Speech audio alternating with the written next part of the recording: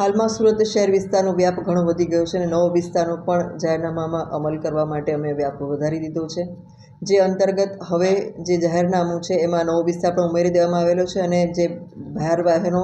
Luxury bus અને ડમ્પરો માટેનું જાહેરનામું છે એની કડક અમલવારી કરવાની શરૂ કરી દીધી છે। અમે લોકો વહેલી સવારે 4 વાગ્યાથી પોઈન્ટ લગાડીએ છીએ કે જેથી કરીને મોટા વાહનો સિટીમાં પ્રવેશ ન કરે અને જાહેરનામાનો ભંગ ન કરે। સાથે સાથે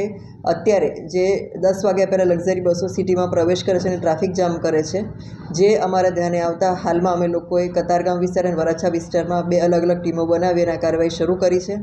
જે લક્ઝરી બસો 10 વાગ્યા પહેલાં શહેરમાં પ્રવેશ કરે છે એ તમામની ઉપર અમે કાર્યવાહી કરી રહ્યા છીએ અને વારંવાર જે બસો આનો નિયમનો ભંગ કરી રહ્યા છે અને ડિટેન પણ કરી રહ્યા છીએ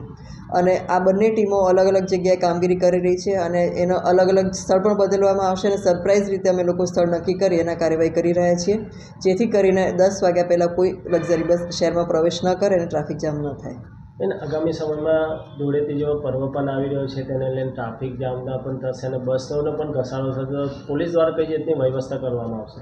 હોળી ધૂળેટીને ધ્યાને રાખીને રેલવે સ્ટેશન અને એસટી બસ દ્વારા બી વધારાની બસો મૂકવામાં આવી છે। રેલવે દ્વારા પણ વધારાની ટ્રેનો શરૂ કરવામાં આવી છે। સાથે સાથે લક્ઝરી બસો પણ પોતાનો વધારે ફેરા કરશે અને વધારે એની બસો ચલાવવામાં આવશે, પરંતુ એ લોકો જાહેરનામાનો ભંગ ન કરે એની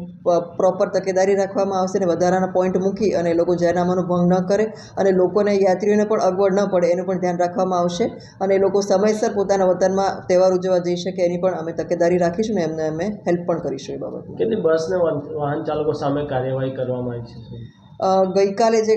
કાર્યવાહી કરી હતી એમાં કતારગામ વિસ્તારમાં 25 બસો અને વરાછા વિસ્તારમાં 30 જેવી લક્ઝરી બસો પર કાર્યવાહી કરવામાં આવી છે અને આ કાર્યવાહી રોજે રોજ ચાલુ છે, જેમાં લગભગ 15થી 20 બસો ડિટેન કરવામાં પણ આવે છે